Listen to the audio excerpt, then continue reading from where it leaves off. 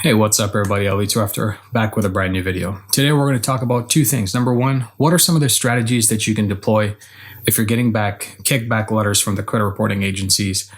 And of course, hopefully, there's going to be things that you and I can work together on today in reference to what to do and how to tackle those kickback letters to get the best results. Now, we might get frustrated because we're trying to get our credit repair process on the way. And when we're trying, what happens all of a sudden is you get these letters stating that they can no longer investigate the claims that you're asking for.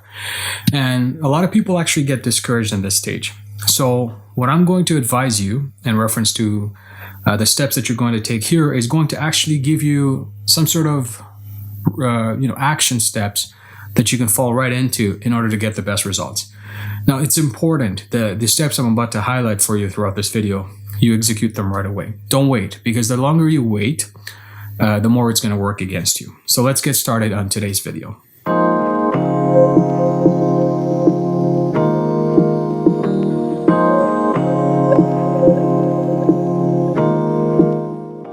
Hey, what's up everybody? Tarafdar. Welcome to this video. So today we're going to talk about how to challenge the credit reporting agencies after not getting a satisfactory outcome. Now, if you've been following me for a while, you guys know about the three strategies that I always like to encourage you guys to try. The first one, obviously, being the personal identifiers, removing the personal details that are affiliated with your negative accounts or perhaps even positive ones, which in turn are affecting your whole credit, the way it is reported in some of the accounts that are reported there. That's the first thing. The second thing we talk about is the item anchoring. And that simply means that you're anchoring these personal identifiers, which in turn have been removed, to the negative items that are just still sticking and sitting on your credit reports. And essentially trying to get those items out of the way so that you can concentrate on getting a better credit score. The third step we talk about is the 15-day power surge. And that basically insists the Consumer Financial Protection Bureau step into the territory and at least try to resolve the problem, with the credit bureaus directly, as well as some of the creditors if they're not being compliant. So obviously that's the first step that we go through. Now, during these steps, you might have some resistance. And in fact, it's not always 100% guaranteed that if you send that letter, you're going to get results in an instant, right? Or within that first 30 days. That's one thing I'd like to fully disclose to you guys, because the bullet formula, right? It's not a bullet, it's not a magic bullet, or it's not a secret formula that you can simply tap into and all of a sudden you're going to get all the miraculous results. This actually requires some sort of persistence from your side as well. And you have to actually a little bit put in the work. And the reason I say that is because a lot of these clients, especially people watching me on YouTube, right? You guys have been following me for a little good part of the, YouTube life cycle, and you've been seeing the type of transformational work I provide, as well as some of the strategies that you can actually use to try and get the best outcome, to try and get the best results possible for your scenario. So with that, it's important that you also understand that, hey, sometimes as you're executing these type of strategies and as you're trying to fix your personal credit, you're going to fall short on some of the strategies. And the reason I'm telling you this is because a lot of people that I know personally, have attempted to fix their personal credit. They've reached out to me, they communicated with me, they scheduled my calendar link, and they told me, hey, Ali, I've tried all these type of strategies and I got like 50% results, or I got 80% results, and there's still some items that are there that's hurting. So let's go on some of the things that we need to do if you're getting an unsatisfactory response from the credit bureaus. The first thing you need to do is, ask why. Right? So a lot of people get the response and say, shoot, this didn't work. And do I just give up from that angle, right? And the reality is you cannot give up just by getting a response from the bureau that is just overly generic and completely ignoring what you're asking them to do. So the first thing you need to do is, if they're saying, hey, look, we can no longer investigate this because we don't understand what you're asking, or perhaps, this already has been verified in the past, so trying to do so again is going to get the same outcome. You need to be very careful as to your request, right? So if you followed my three strategies, typically the requests are very simple to understand. The first, you're removing personal identifiers. That we know. The second, you're essentially asking the bureaus to remove all the negative items that are affiliated with those personal identifiers and asking them to verify whether or not those items are actually belonging to you, and how do they make sure that they were compliant with reporting and the creditors ensured that it wasn't somebody else's ID or something like that, right?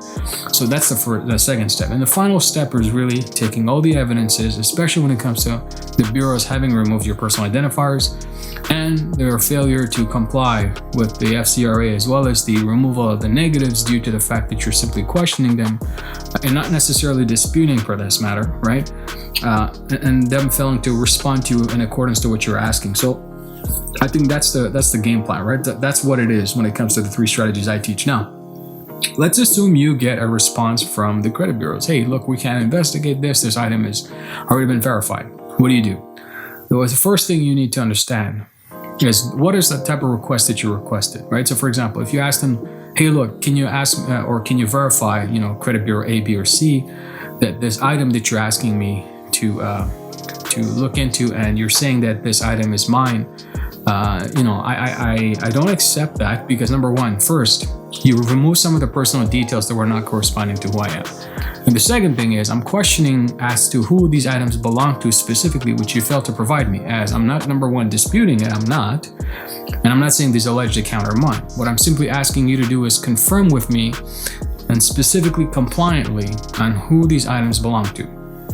And when you're getting it like that, and this is basically a response, right? We're responding back. So that obviously, as you're responding back from the credit bureaus refusing to investigate, what you're asking them is, look, the question I asked you wasn't whether this item is accurate or inaccurate. What I'm asking you is whether this item specifically had any type of affiliations with personal details that were removed recently, and if so, then why are they still there, right?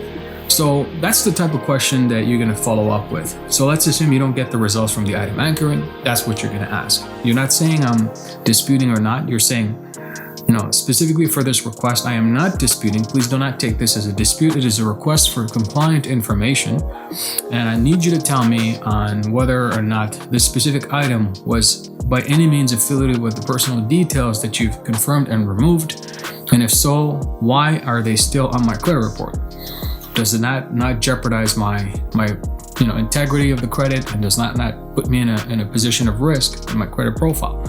So if you ask it that way, what you're essentially doing is you're protecting yourself. So that's the secondary strategy, right, with the item anchoring.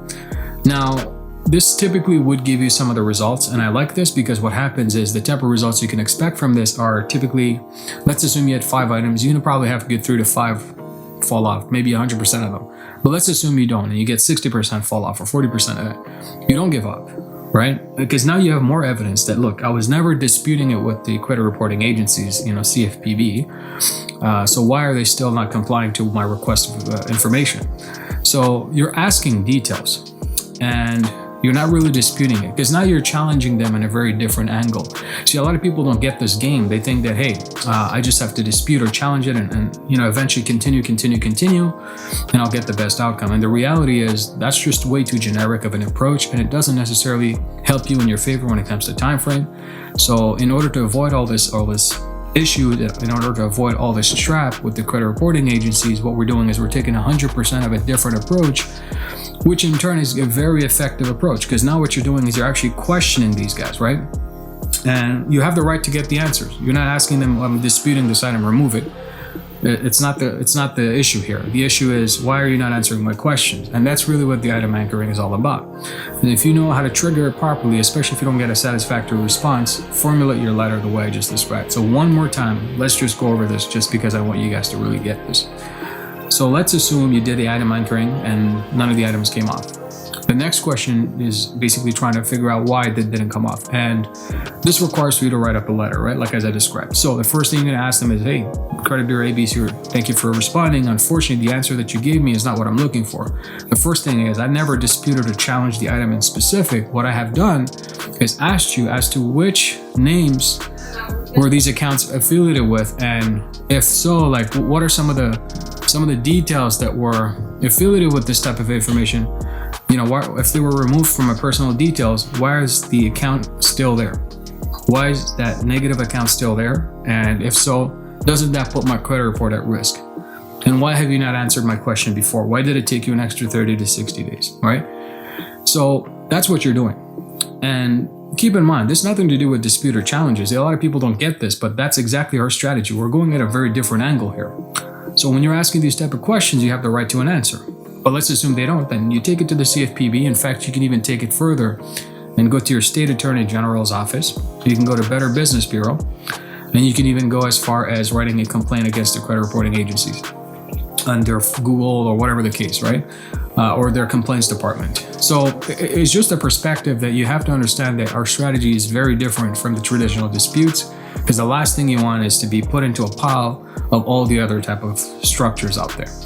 Our goal here is 100% compliance. Our goal here is to get all the right answers and make sure that everything is done in accordance to the best practices that we laid out. And if you're getting kickbacks, use that strategy. And if you're still not satisfied, then continue doing so. And you're continually asking them, hey, you never answered my question. Then that's what we're always going to fall back on and reference. So I hope this video gave you some insights on what you need to do if you're getting kickback letters from the credit reporting agency saying we can no longer investigate or we won't even look into these items. You have the right to request information. You have the right to get all the responses accurate, and you're supposed to, make sure that they provide all those details to you, because at the end of the day, it's your credit, right? So you have to be very careful with it, and they have to be very careful with it as well.